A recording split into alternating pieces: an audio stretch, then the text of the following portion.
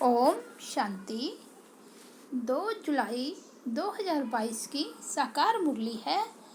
मीठे बच्चे, माया के प्रभाव से बचने के लिए तुम घड़ी घड़ी अपने सच्चे प्रीतम को याद करो। प्रीतम आया है तुम सब प्रीतमाओं को अपने साथ वापस घर ले चलने। प्रश्न है, कौन सा राज जानने के कारण तुम बच्चे शांति व सुख मांगते नहीं हो? उत्तर है, तुम ड्रामा के राज को जानते हो। तुम्हें पता है कि यह नाटक पूरा होगा। हम पहले शांति धाम में जाएंगे, फिर सुख में आएंगे। इसलिए तुम शांति व सुख मांगते नहीं, अपने शांत स्वरूप में स्थित होते हो। मनुष्य तो अपने सब धर्म को भी नहीं जानते और ड्रामा के राज को भी नहीं जानते। इसलिए कहते हैं मेरे मन को शांति दो। अब शांति तो वास्तव में आत्मा को चाहिए, ना कि मन को। गीत बजा है, प्रीतम आन मिलो। ओम शांति। जैसे शास्त्रों में कोई कोई बात समझ में आती है, उसमें भी गीता में कोई कोई बात ठीक राइट है, वैसे गीतों में भी है। अब प्रीतम अक्षर तो ठीक कहा है, परंतु जीरा बुलावे, जीरा शरीर तो बुलाते नहीं। जीव में रहने वाली आत्मा बुलाती है, क्योंकि आत्मा ही दुखी है। पतित आत्मा कहा जाता है ना। आत्मा में ही खाद पड़ती है।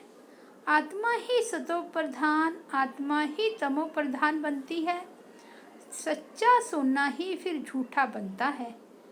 ऐसे कभी नहीं समझना कि आत्मा निर्लेप है। मनुष्य समझते हैं आत्मा ही परमात्मा है, इसलिए निर्लेप कह देते हैं। बहुत मूंझे हुए हैं। यह किसकी मत है? रावण की मत। ईश्वर अर्थ जो कुछ भी करते हैं, भक्ति आदि सब ईश्वर से मिलने अर्थ करते हैं। सबकी चाहना ही यह रहती है कि ईश्वर से कैसे मिले। इनके लिए ही यज्ञ तप दान पुण्य आदि करते हैं। फिर भी ईश्वर तो मिलता नहीं है। अगर ईश्वर मिलता तो तीर्थों पर नहीं जाते। समझो, किसको मूर्ति का साक्षात्कार हो जाता है, परंतु वह भी ईश्वर तो नहीं मिला ना। ईश्वर को सब पुकारते हैं, हे पतित पावन, हे प्रीतम आओ। क्योंकि आत्मा को दुख होता है। शरीर को चोट लगती है तो आत्मा को दुख फील होता है। आत्मा शरीर से निकल जाती है, फिर शरीर को कुछ भी करो तो आत्मा को कुछ लगता होगा। आत्मा और शरीर कंबाइंड है तो आत्मा को फील होता है। तुम बच्चे जानते हो सतयुग में कोई दुख नहीं होता, क्योंकि वहाँ तो माया का राज्य ही नहीं होता।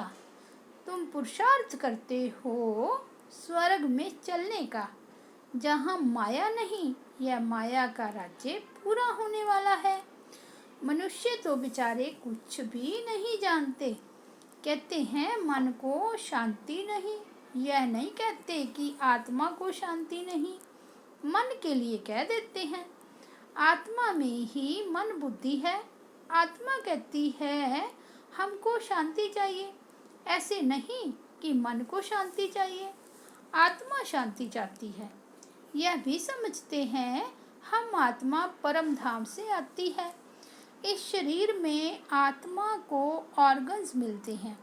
आत्मा कहती है प्रीतम आन मिलो, जिहिरा दुखी है। अब जीव और मन में कितना फर्क है। मन और बुद्धि आत्मा की शक्तियां हैं और यह शरीर ऑर्गन्स है। इन बातों को और कोई नहीं जानते। वास्तव में आत्मा का नाम लेना चाहिए। शांति आत्मा को चाहिए। अब आत्मा ऑर्गन्स द्वारा विकर्मों पर जीत पा रही है। ऐसे नहीं कि मन पर जीत पा रही है, नहीं, माया पर जीत पाते हैं परम पिता परमात्मा के श्रीमत से। बाकी मन को शांति चाहिए, यह कहना भी रॉन्ग है। ऐसे नहीं कि मन को सुख चाहिए। आत्मा शांति मांगती है क्योंकि उनको अपना शांति धाम याद आता है। अभी तुम बच्चे आत्मा और परमात्मा के भेद को जान गए हो। बाप कहती हैं, हे प्रीतमाएं, अपने प्रीतम को घड़ी घड़ी याद करते रहो। प्रीतम भी जानते हैं कि इन पर माया का बहुत भार है। घड़ी घड़ी माया भुलाकर देह अभिमान में ले आती है। आत्मा को पहचान मिलती है, हम शांत स्वरूप हैं। आत्मा का सब धर्म ही है शांति। सब धर्म को भूल आत्मा दुखी होकर पुकारती है, हमको शांति चाहिए, मुक्ति चाहिए। शांति के बाद फिर है सुख। सन्यासी तो ड्रामा के राज को जानते नहीं, शांति देश को भी नहीं जानते।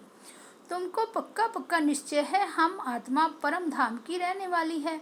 हमने 84 जन्मों का पाठ बजाया है, अब पाठ पूरा हुआ है, यह आत्मा कहती है। प्रीतम हमको मिला है।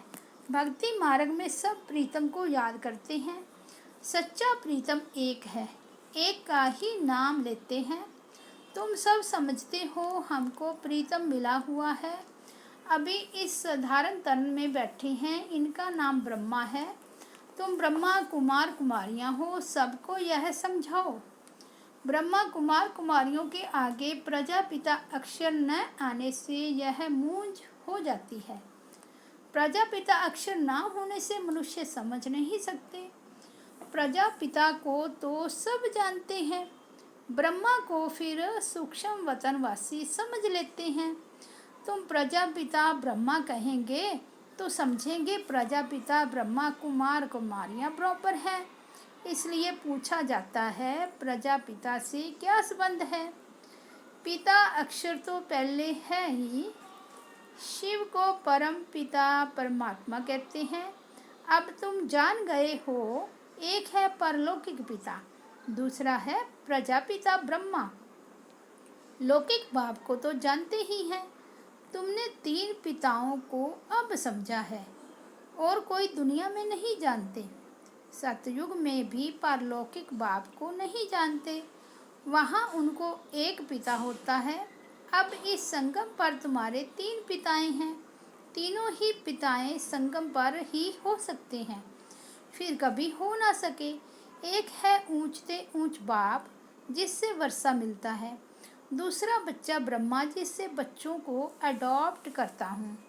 ब्रह्मा मुखवंशावली गाए हुए हैं।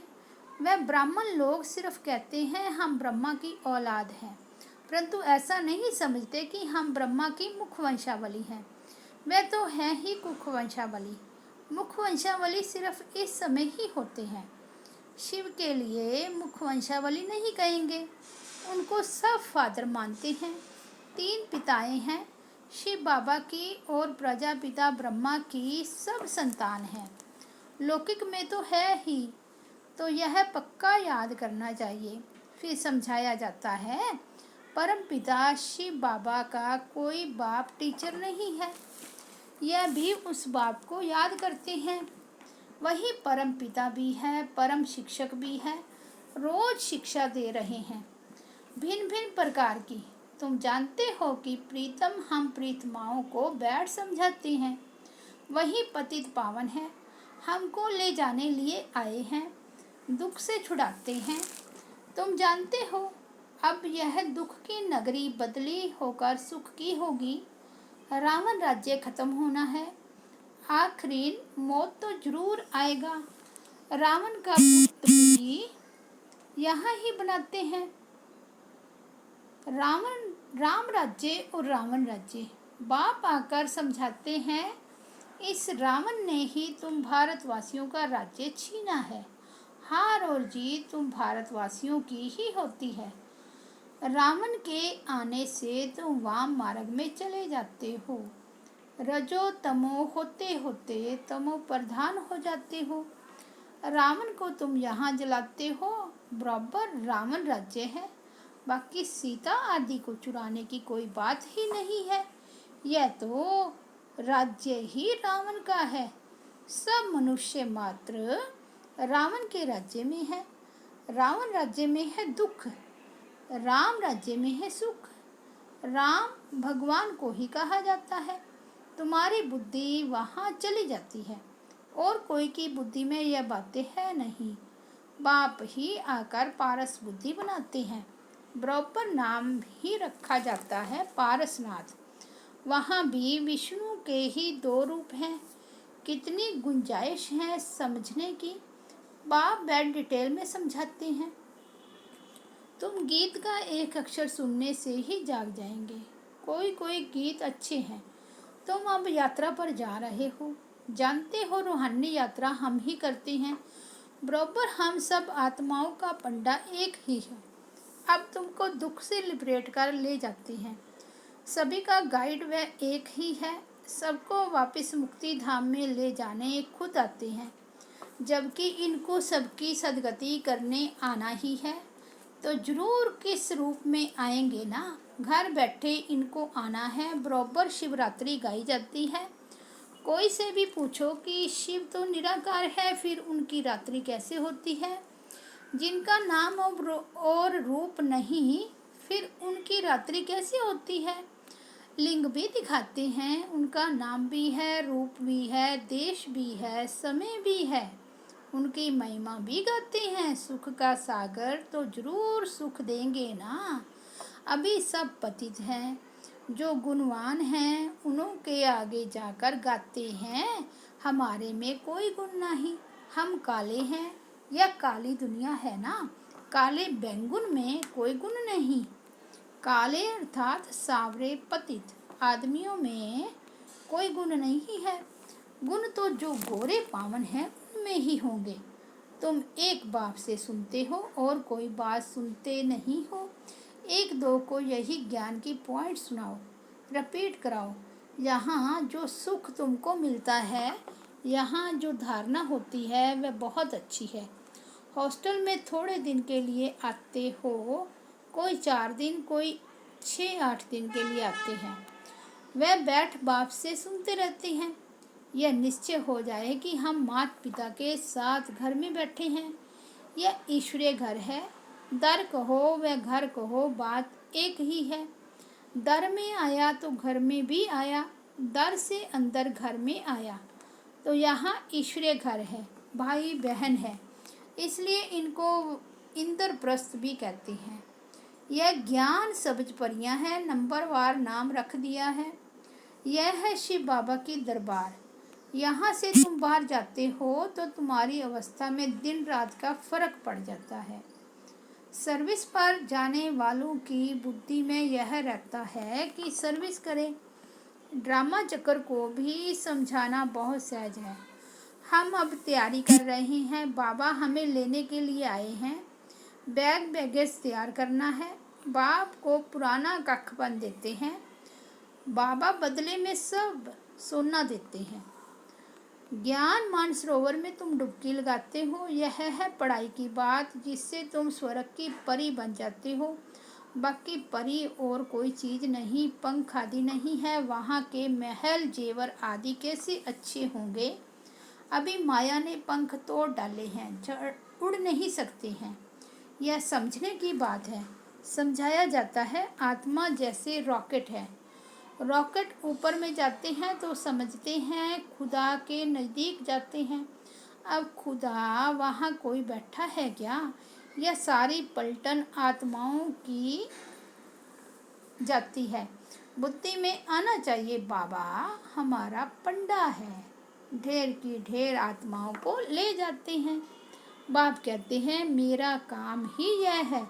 मैं सहज राजयोग और ज्ञान सिखलाता हूँ। मैं नॉलेजफुल हूँ। मैं आता तो हूँ ना। इनमें बैठ तुमको अपना परिचय देता हूँ। जैसे तुम्हारी आत्मा में 84 जन्मों का पार्ट है, तो मेरे में भी पार्ट है जो मैं रिपीट करता हूँ। तुम्हारा पार्ट जास्ती है। मैं तो आधा कल्प के लिए वानप्रस्थ में बैठ जाता हूँ। तुम्हारा ऑलराउंडर पार्ट है। तुम्हारा ऑल राउंड पार्ट है। कहते हैं भगवान को प्रेरणा आई सृष्टि रचने की, समझते नहीं हैं। बाप कहते हैं मेरा पार्ट आता है तो मैं इस साधारण तन में आकर तुमको राजयोग सिखलाता हूँ। मैं गर्भ में तो आऊँगा नहीं, जरूर मनुष्य तन में ही आकर राजयोग सिखलाऊँगा, या कच्छ मच्छ में आऊँगा। मैं पतित को पावन कैसे बनाता हूँ, यह भी तुम जानते हो। शिक्षा बैठ देता हूँ। परमपिता परमात्मा आकर सहज राजयोग और ज्ञान सिखलाकर विश्व का मालिक बनाते हैं। इनको जादूगर भी कहते हैं, क्योंकि नरक को स्वर्ग बना देते हैं।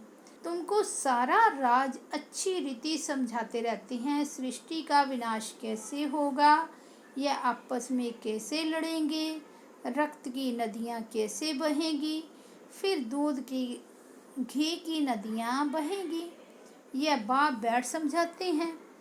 पांडव लड़ते हैं क्या, बाप कहते हैं दे अभिमान छोड़, माम एकम याद करो, तो अंतमति सुगति हो जाएगी।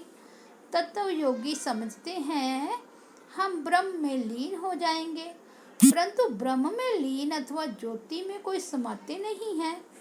बाप कहते हैं मन मना भव, सिर पर बोझा बहुत है, या से ही विकर्म विनाश होंगे, नहीं तो धर्मराज द्वारा बहुत सजाएं खानी पड़ेगी। हमको तो बस शिव बाबा की याद में जाना चाहिए। अगर बहुत समय से याद नहीं करेंगे तो पिछाड़ी में वह अवस्था नहीं रहेगी। बहुत सन्यासी लोग भी ऐसे बैठे बैठे जाते हैं। भक्तों की महिमा भी कोई कम नहीं है, फिर भी पुनर्जन्म तो सबको लेना ही है। अब बाप कहते हैं हम सब आत्माओं को साथ ले जाऊंगा। रात दिन यही चिंता रहेगी कैसे बाप का परिचय दे। अच्छा, मीठे मीठे सिक्की लदे बच्चों प्रति माता पिता बाप दादा का याद प्यार और गुड मॉर्निंग। रूहानी बाप की रूहानी बच्चों को नमस्ते। हम रूहानी बच्चों की रूहानी बाप दादा को याद प्यार गुड मॉर्निंग और नमस्ते। धारणा के लिए मुख्य सार। फर्स्ट पॉइंट है, एक बाप से ही सुनना है और कोई से कोई बात नहीं सुननी है। ज्ञान ही मुख से रिपीट करना है और कराना है।